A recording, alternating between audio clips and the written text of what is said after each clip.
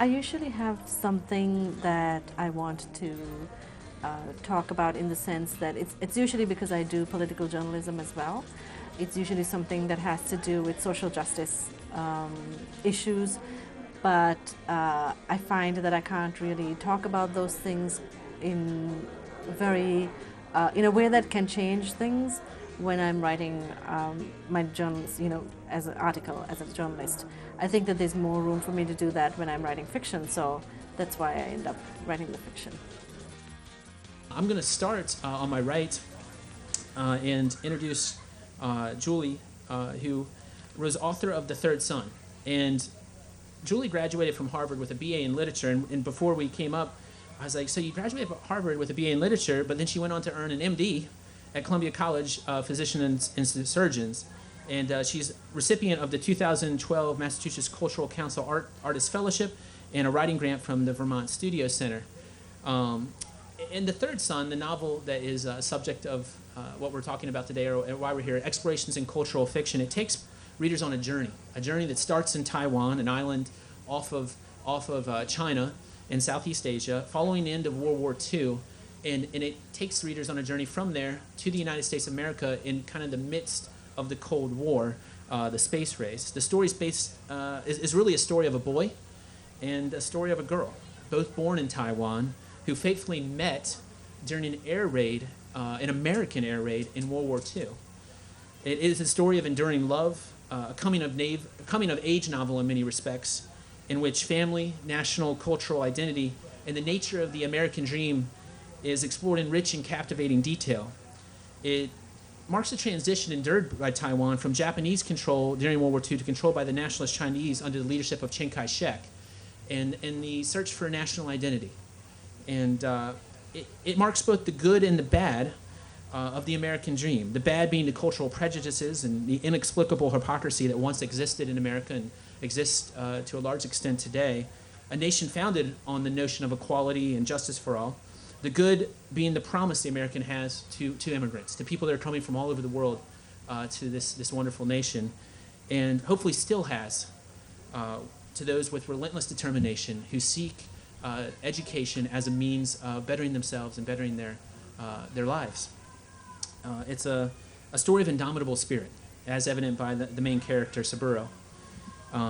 There's a couple lines that really caught my attention towards the end of the novel, on page 308 to 309, and it really touched me, because on page 309 he says, a child expects nothing outside of the realm of his own experience, and it talks about what expectations would be and what maybe his son would have as being born and raised in the United States, as opposed to his childhood, which was quite difficult at times back in Taiwan. And he was saying that the expectation would only be based on what's relative to that child's experience. And it was a touching moment in the novel towards the end, between as a father reflected on how his son would be raised. The city is fortunate to have Julie here with us today, and I'm humbled and honored to introduce her. So please join me in welcoming her to the 2014 Gaithersburg Book Festival, and she can talk more about The Third Son.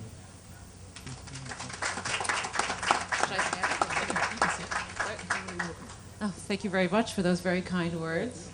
It's my pleasure and honor to be here today. Thank you so much for coming and listening.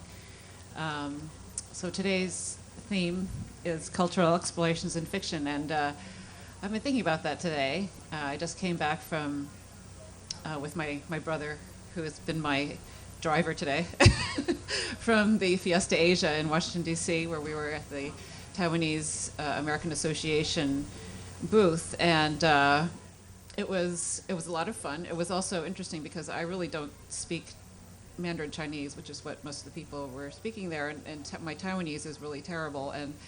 And I've been thinking about how how interesting it is that I do have this book that is so much immersed in Taiwanese history and culture, when really I'm very, very Americanized. I was born in Cambridge, Massachusetts, and I grew up in a mostly white neighborhood, and probably like 99% white, wouldn't you say? And and my parents really believed, my father especially, in assimilation. So he spoke to us at home in English, and no one ever forced us to go to the Chinese school or to speak in Taiwanese or anything like that. And so I grew up very, very Americanized. When I went to college, I did major in literature, which is a very sort of Asian thing to do, in French literature, actually. I really didn't start writing. I had inklings that I wanted to start writing, but when I wrote, it was really didn't go anywhere until this one moment where, and actually there was a period between when I went to college and when I went to medical school when I thought I was going to become an opera singer. So I went to Indiana University and went to a master's program there. And my parents were none too pleased about this, but they still put me up at home.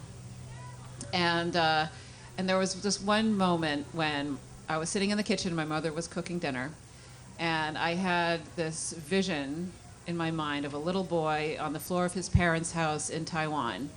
And it was such a vivid image, and I could smell the smells there and the mustiness, and I could feel what the boy felt, which was very sad. And so I immediately went down and wrote that scene down, and that's when I fully realized what it could be like to write fiction. That it wasn't just like writing words down or moving words around, that it was really about having an image in your mind and a world in your mind and conveying that on to the reader.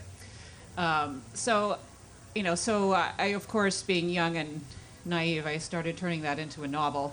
But I still wanted to write my own, like the Great American Novel. I wanted to write my own story.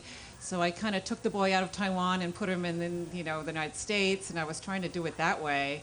But after a while, I spoke to my parents because I did want to give him his parents some background. So I asked my parents some stories for some questions about their history, their past, and it turned out that actually their history was much more interesting than my story, which was a big problem. So anyway, it took me a little while to get there. I ended up going to medical school because I just felt that I didn't have enough life experience to write a really good story. So I ended up going to medical school. I had to grow up a little bit first, I think. But I think in the end, I came around to realizing that it's okay to listen to your parents sometimes. And I went and I interviewed them, and I found out actually that my parents' story was quite extraordinary. My father had been abused when he was a child and had a horrendous childhood. That both of my parents had siblings who had died when they were young, and they just had never told us. There's a lot that they hadn't told us, and one of the things that my father told me was that it was really my mother who believed in him and got him to believe himself and believe that he could overcome all the adverse circumstances that he grew up in. So I think for me, I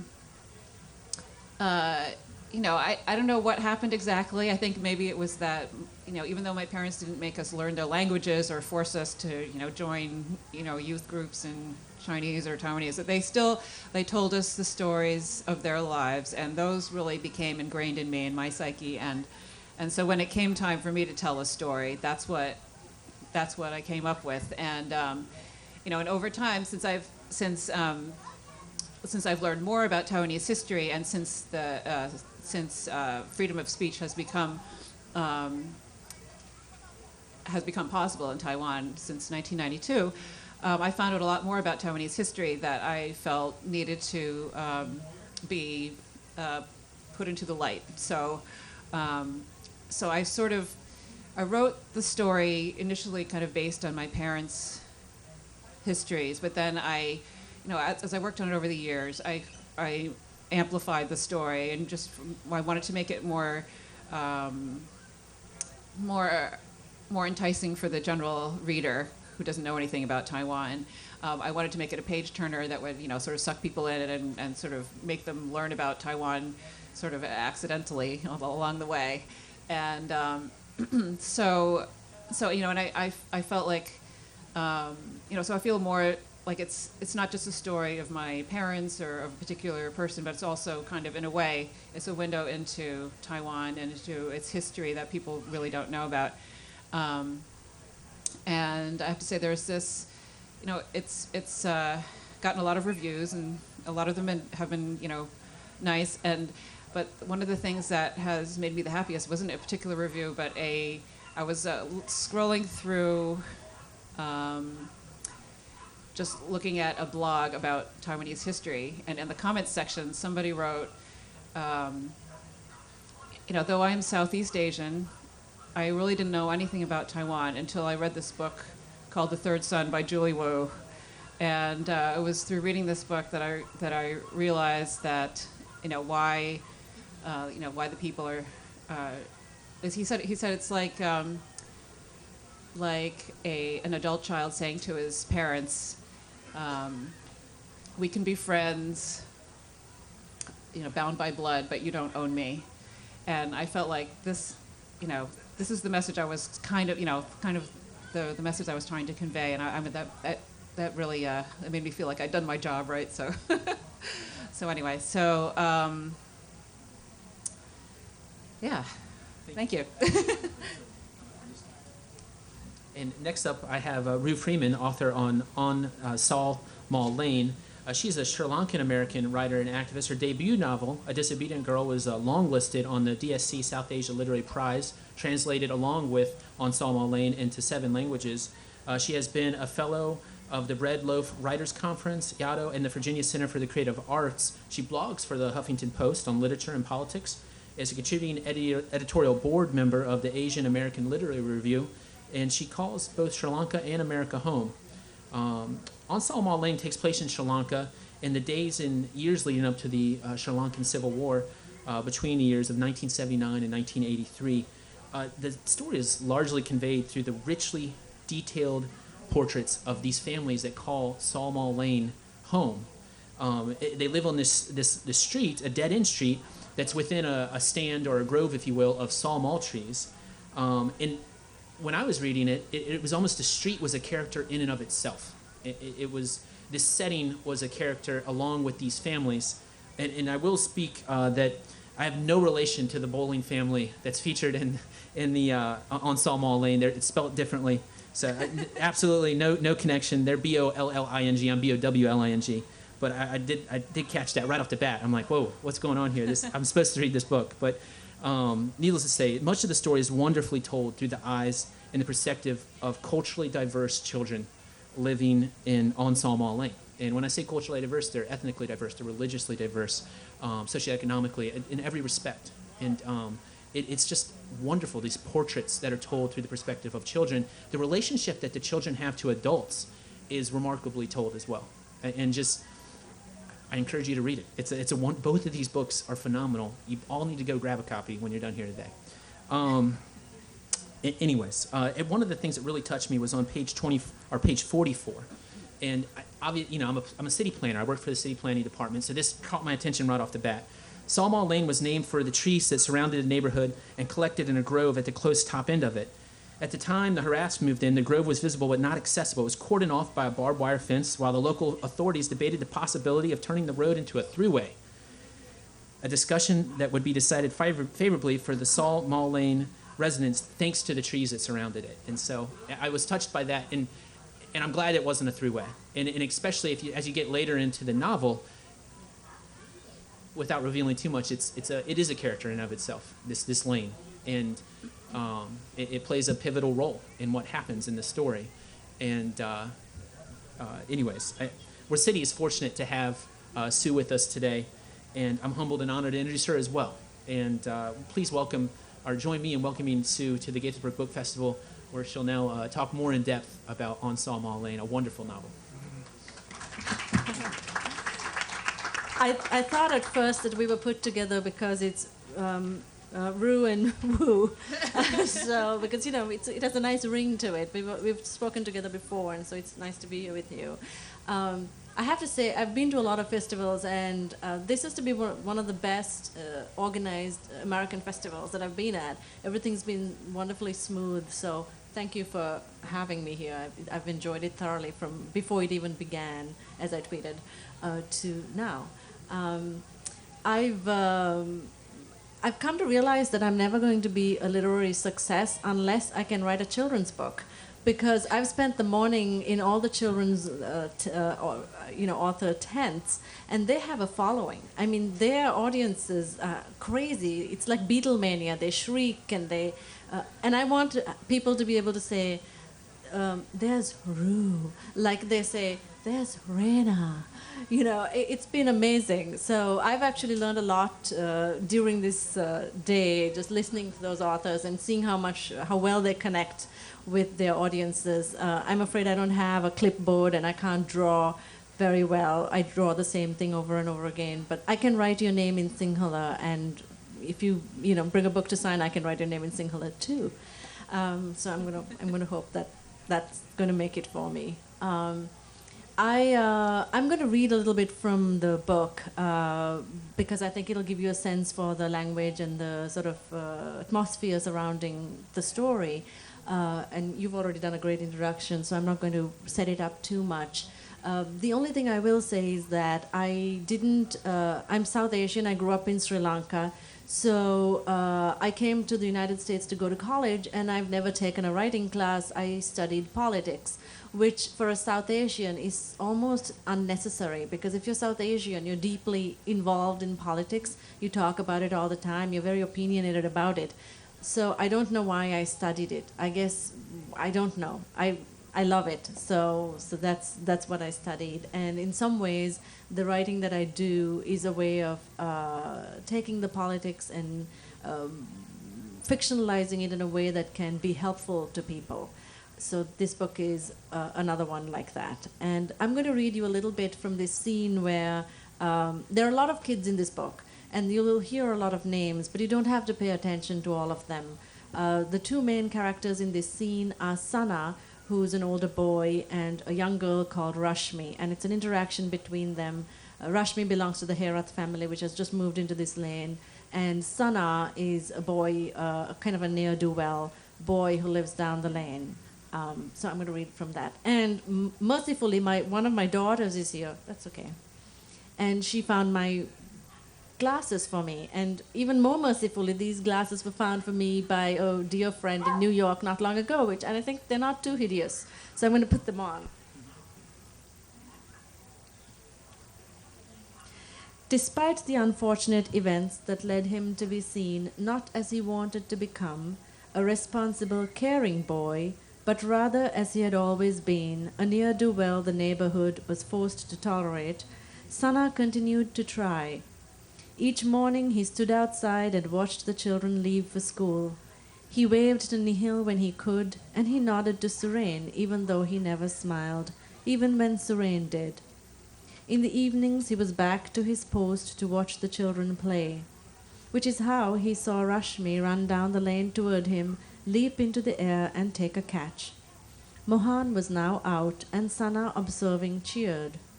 "Nice catch," he called to her. She smiled with real delight, a rare thing for Rashmi, a smile that transformed her entire demeanor. "You're a good player," he added. "Rashmi, no?"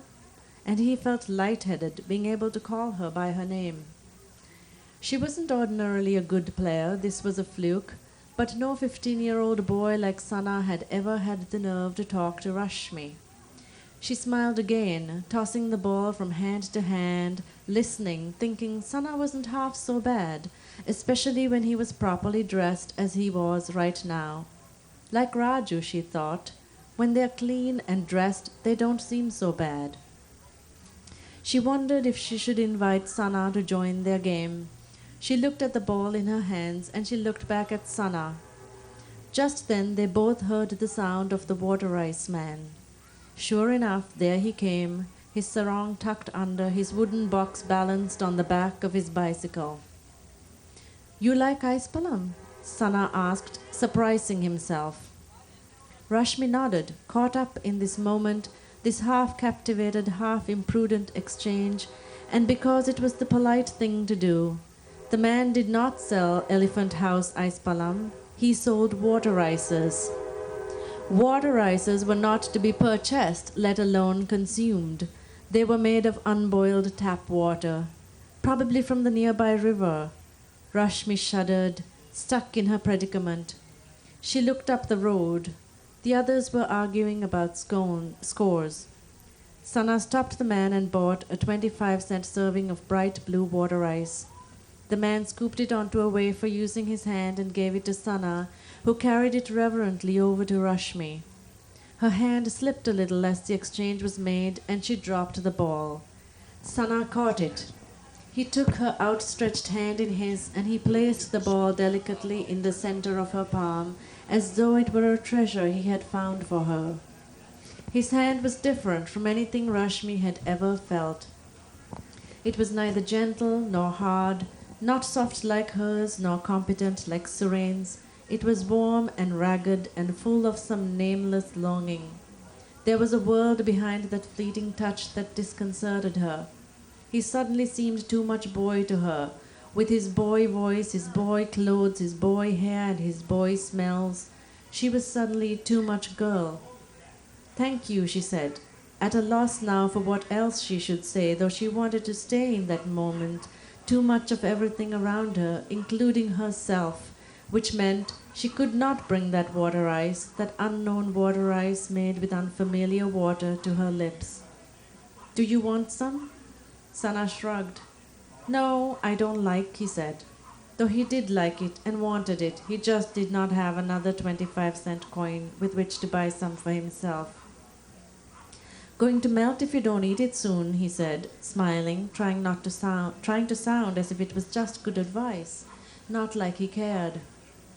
Behind her, the team divided again, and she heard Jit call out her name, startling her back into her ordinary life, the life where nothing was too much, everything was in balance.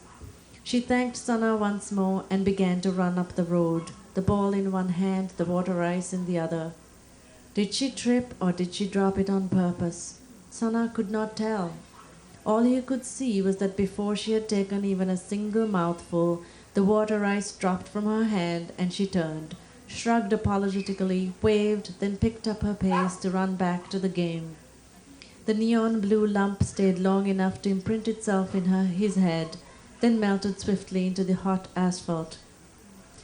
Sana was still thinking about that moment when he walked up the lane that night to ask his grand-aunt, old Mrs. Joseph, for some cubes of ice for his father's drink, an errand he grudgingly agreed to perform because the twins were not at home.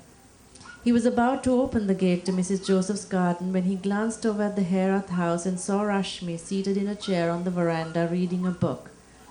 She played with a strand of hair as she read, absently twining it around each of the fingers in her right hand, passing it from one to the other in a mesmerizing sequence. She stopped only when she had to turn a page, and though he could hear faint end-of-day noises from other houses, the shooing of a stray cat, the shutting of a creaking window, a hand jerking it shut in sharp squeaks, even the sound of the silver boys being called by their mother.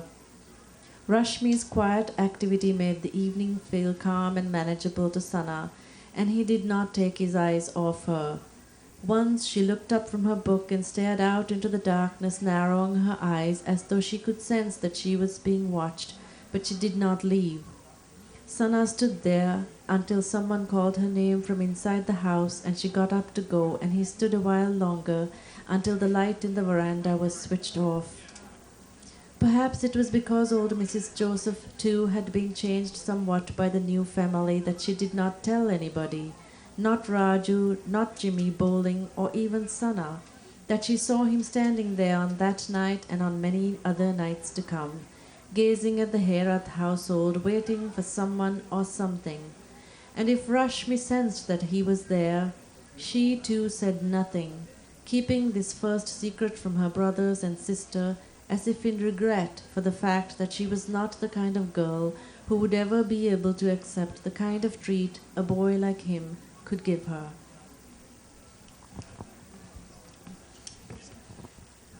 Would anyone from the audience have any questions for either of the authors? And if not, I have a couple that we can start with. But is there anyone that had any anything that sparked their curiosity as we went through those introductions and the reading there.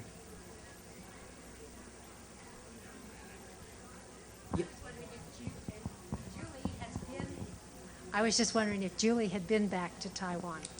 I have, not very many times, but I went, well, when I was 4, when I was 10, and 25, when I was thinking about writing a book, when I first started thinking about it. And then most recently, I went in 2012 to research my next book.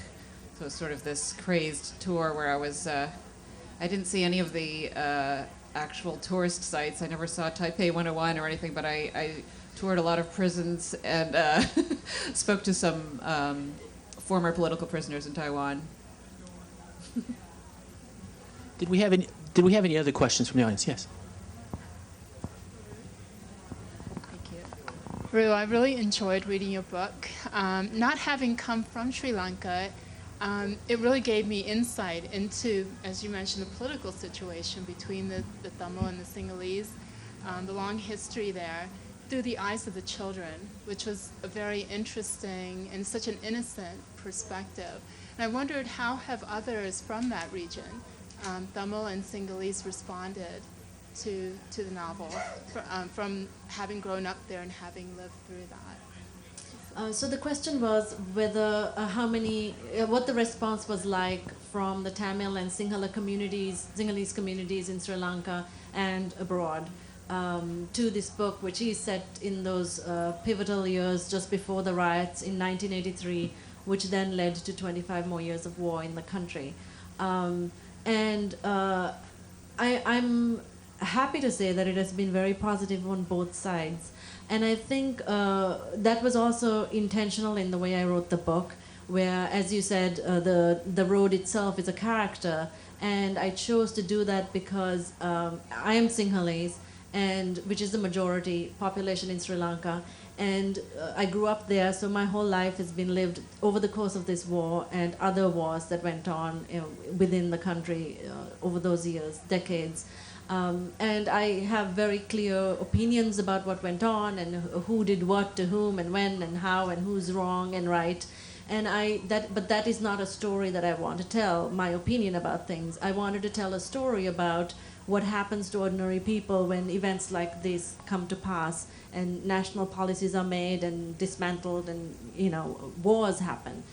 So I made the character the street because that gives me a way of talking about the past and the future and the present that is unrelated to me. And I gave the story to the children because children don't know everything. They always know just a little bit of, they grasp a little bit. They sometimes get it right, often they get it wrong. But again, I had to then not know. And not knowing through the eyes of the characters helped me to be much more objective and compassionate towards all the different sides that were involved in the war.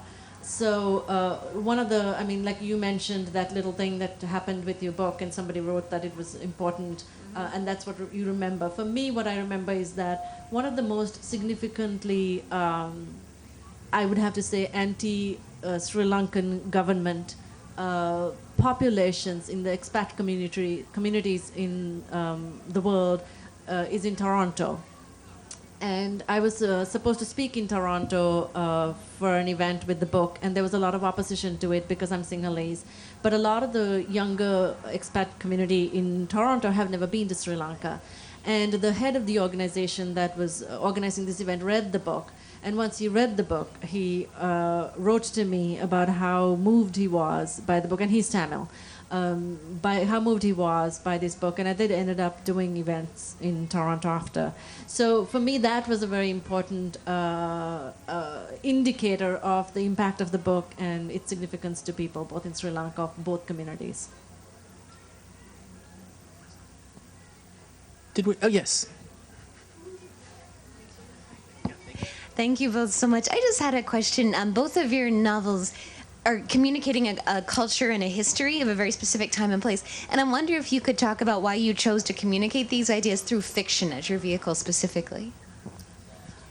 That is an interesting question, because actually I've had to really think about that, carefully because initially, as I said, it was inspired by my parents' story. That was partly because the plots that I could come up with weren't as good as my parents' story. But then initially, that draft of the book, as I wrote it back in 2005, I got an agent and everything, but it didn't sell at that point. And my agent actually still sells mostly nonfiction. In fact, I think he sells exclusively nonfiction. And he really wanted me to change it into a memoir or something like that. And he was convinced that he could sell it if I did it that way. And I really didn't want to do it that way. I really resisted that for a number of reasons. One was that I think that memoirs are best if you have personally, worked through some sort of turmoil, and you're doing it through this book, and there's sort of an arc to your own journey. And basically, I'm fortunate to have had a pretty good life. I had a happy childhood and everything, and my relationship with my parents has never really been that bad. Worse than any other teenager's relationship with their parents. And the other thing is that I really just personally have always loved fiction. That's the only reason why I majored in literature in college. I love fiction and how it draws you in, it immerses you in a world, and it makes you really feel what the characters are feeling.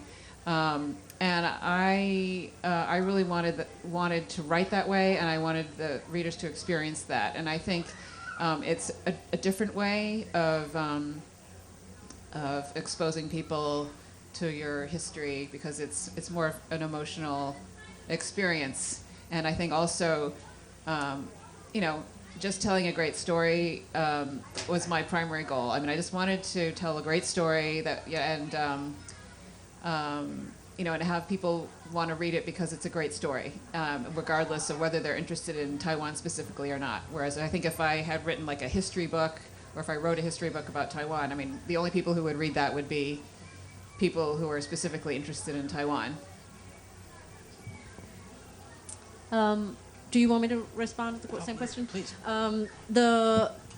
I do political journalism as well, and if you read some of those things, they're very different to the fiction that I write, and mostly in the sense that a lot of them are opinion pieces, and they're very, very strident and to the point, because when I'm writing those pieces, as every journalist knows, they have an agenda. There's a reason why I'm writing them, because I have a certain set of beliefs and political persuasions, and I want you to all, if not change your minds, then at least hear my rant.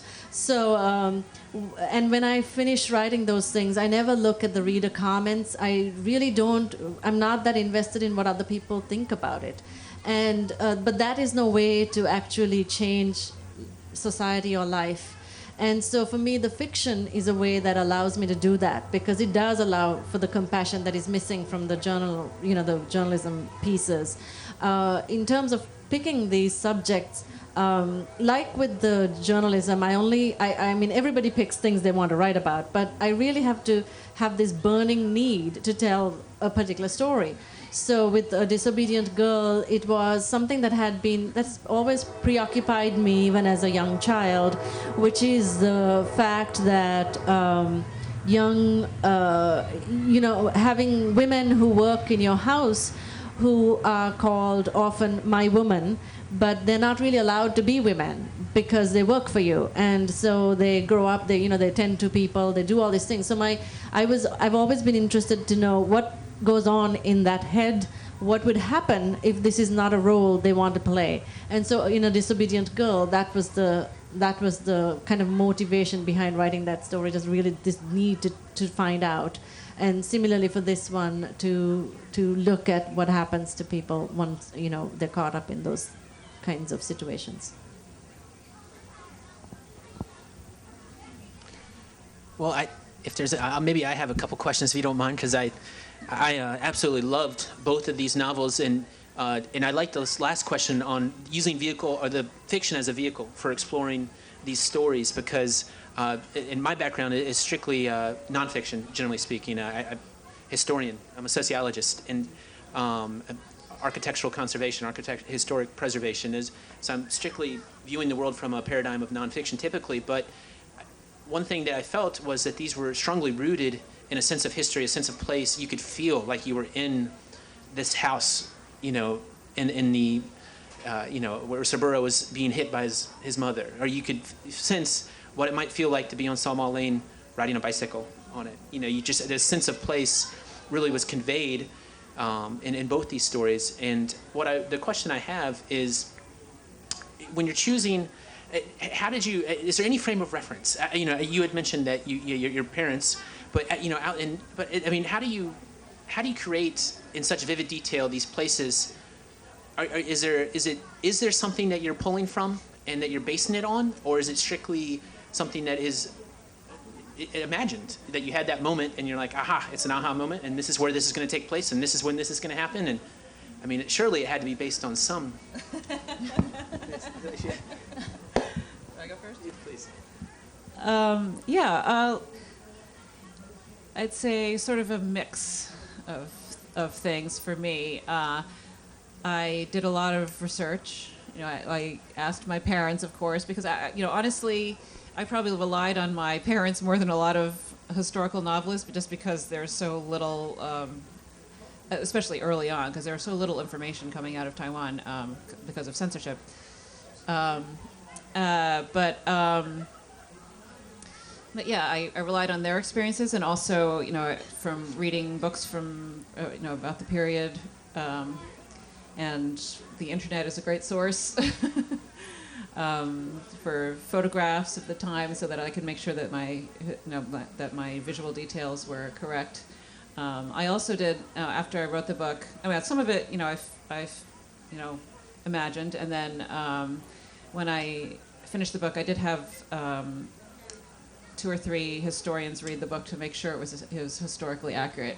Because obviously the tale itself is fictional, but I wanted the historical details to be accurate, because I knew that it would be some people's only source of information about Taiwan, and I didn't want to mislead them. This guy is one of them. I think that it's true that it is a mix of things. I often think of it in terms of having everything being based on some factual thing you either know or heard of. And so it's like you go to that window or door and you walk through it, and the door is true, and then you walk through it, and whatever you're seeing there is what you're imagining. So there are many details in my book, this book in particular, that have a lot of basis in fact, that things that happened. I grew up on down such a lane. My family lived there, still live there. I have 2 older brothers, so I could draw from. One is very musical, one is crazy, like Nihil, but crazy but beautiful. And so I drew on those. But like I said, I grew up in Sri Lanka, and so, oftentimes people, when they will ask me, where are you from originally? And I always want to say, I'm not originally from somewhere and now from somewhere else. I will always be from Sri Lanka. That is where I was born. That's where my worldview comes from. That's who I am. And even though I've now lived in the United States for a long time, and I am an American citizen and very involved in American life and politics as well. So in those terms, it wasn't really hard to research. It was something that just goes in your blood, so you know how things are. But my bigger goal is, because I am involved in life here as well, and I write about many things that happen that are bad around the world in terms of the political stuff, like the wars and things like that. It's obviously a story set in Sri Lanka, but if you think about the scene that I just read, that scene could happen in Gaithersburg. It's not particular to Sri Lanka. And I was very determined that whatever I write is something that when people read, they can feel themselves into. So you can feel yourself riding down that bike, down that street, even though there are no salmal trees here. There are, Japanese maples and other beautiful cherry blossoms. And so you can imagine that, and you can imagine these lives, and the things that happen to this family could happen here. So that was another huge part of my motivation. Thank you. Did anyone? It's okay. Did anyone else have any questions from the audience? Any at all? Okay. I'm not seeing any hands. I'm gonna ask one more, and then we have one. Yes, all right. That's all it took. Yeah. I have read many multicultural books about lives of people in other countries, but I have never come across either Taiwan or Sri Lanka. So Now's your chance. Here's my chance. So I'm eagerly awaiting to read these because I love to read these intercultural, multicultural stories. It's very, very interesting. So I have a question for you then. Do you know much about Sri Lanka? No. So I think for writers like us, or maybe I'm not so sure because I haven't read the Taiwan, grammar either of Taiwan, Yeah. but I know China. I've read many books Right. about China. But I think that it's a giant responsibility on the part of a writer when you're writing about a culture for a largely American audience which may have never heard of your country, and maybe it might be the only thing they ever read about Sri Lanka, to be sure that what you're writing is not propaganda and it doesn't have some kind of political agenda, but is really trying to present a country in all its nuance. So I'm happy to hear that maybe this might be the book, Yes, and I think I may have done that. Yes. Yeah, I don't think there's much written, actually, I think In fiction. in anyway. fiction, yeah, about Taiwan, particularly about I mean, there's some books that start off in China and they go to Taiwan for a brief period or something, but yeah, there's nothing really, and especially about the historical period that I cover in here. There's been a sort of self-published book that has come out since my book came out, but yeah, I don't know. I guess they're all the Taiwanese American kids are off being doctors and engineers or something. So Right. Are you working as a doctor? I am not right now. I have two little kids, and so the two little okay. kids plus the writing is It's just enough about right enough now. for me. Yeah. Right. But I do want to say, though, I think, and it's just, we're talking about why fiction versus nonfiction. I think that fiction is really, it's the original virtual reality program. It's really where you can, because you're in there, you can really feel, what the people are feeling, and it's really like being there in some ways. It's like you can read a book and your heart can race. If the book is well written, I think, then your heart can race when the character is in danger, and you can really be in that moment, and I think there's something special about that. Have you traveled to Taiwan since, and have you gotten to know the culture firsthand better? Well, yeah, I think I mentioned that in 2012 I did go there, and I interviewed some political prisoners there, and I took and some former political prisoners there, and that was very interesting actually, because this is going to be the subject of my next book, because during the White Terror period, there was like 38 years of martial law in Taiwan when just people could be jailed sort of at random, without any, just if they said anything against the government, or even if they were thought to have said anything against the government, or if they had a book that was not allowed, or if someone had lunch with them or something. So the long-term political prisoners were all housed on this island off the coast of Taiwan called Green Island, where they had to build their own prison out of reef rock. That they had to like go out there and like hack this rock from the beach and carry it back and make walls of their own, make the walls of their own prison, and they had to farm their own food, and these were all like college students and academics and professional white collar people who really, for the most part, didn't have any political leanings at all. At least they didn't until they were there. So it was really fascinating to talk to them. And actually, one of the people there had made a violin out of scrap wood that he found on the beach, driftwood and gardening tools, and he made it like at his bedside. And like they took his knife away, so he made it with. He found a crock pot on the beach with broken glass inside, so he used like shards of glass to make this violin. And it looks like a normal violin, and I played it actually. It was really cool. So, yeah. So I mean, it's actually amazing. One of the reasons that I keep writing, even though it's crazy to write these days, is that these people are so desperate to get their stories known. They're really trying. These guys, some of them have written their own books, but they haven't gone anywhere outside of Taiwan, and they really haven't even really sold that big a volume in Taiwan, because a lot of them are like sort of multilingual because Taiwan used to be Japanese. So there's like, I had my mother read a book for me by one of these former prisoners, and she said, this is like partly in Japanese, partly in Taiwanese, and partly in Mandarin Chinese. And she's like, nobody except for somebody of my generation would be able to understand this. And so I feel like, I want to bring these stories out. And I still remember that guy whose violin I played. After I talked to him, and we were walking out of his apartment, and he's like 80 years old, and he was running after us saying, anytime you want to talk to me, you can call me, come back. It was like the doors were closing. It was like, come back, I can tell you more. So, yeah, it makes me feel like I should keep going. Story. Look forward to your next novel. Thanks. Did we have any other questions from the audience? Oh, yes. You just mentioned that why you're not writing right now because it's so crazy to write in this time. Why is it worse now than it might have been previously? Is that not what you meant? Oh no, it's the question was about why did I say it's crazy to write now? And the answer is that it's the whole publishing industry is crazy right now because of the internet, and there's so much. There's a lot of flux. There's a lot of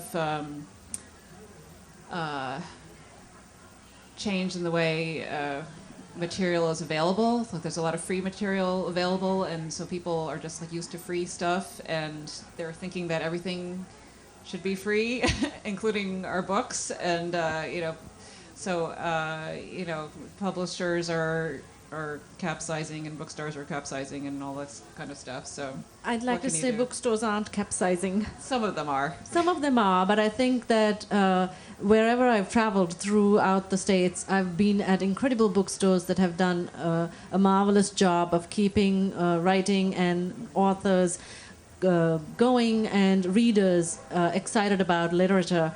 And I think one of the things that, the little speech that is given before every event today about buying books is very important, because a lot of the times you go to the bookstore because you want to hear authors. You come to these festivals because you want to hear authors. But then a lot of people will go buy a book on Amazon. And I know it is considered some kind of suicide to say that, but it is true. And when you buy a book on Amazon, unless you're in some rural place where there is no bookstore, you are actually dealing a blow against us as authors and the bookstores. So I urge all of you to not capitulate to this idea that bookstores are dying and literature is dead and the industry is crappy, because it is in your hands in some way to decide how you conduct your life and how you make your purchases, and that goes beyond, not just Amazon, but everything else. Is there a very different payback to you? Yes. Very different. Not Yes. just a little bit. No, because publishers feel that they've been forced, because of some of the tactics used by Amazon and other places like that, to request a large discount. So so a hardcover book by either of us is $25 in a bookstore. In the bookstore where you can browse other books, have personal recommendations, hear the author, whereas with Amazon you can probably buy that for $15.99. I'm not sure of the exact amount, but it's a large discount. So the percentage that we get is much less. But that is not really the point for me. I think the point is that I love bookstores, and I love reading, and I love books, and I never take a book that I don't smell and feel, and these are precious objects to me. So the idea that that can end is very troubling.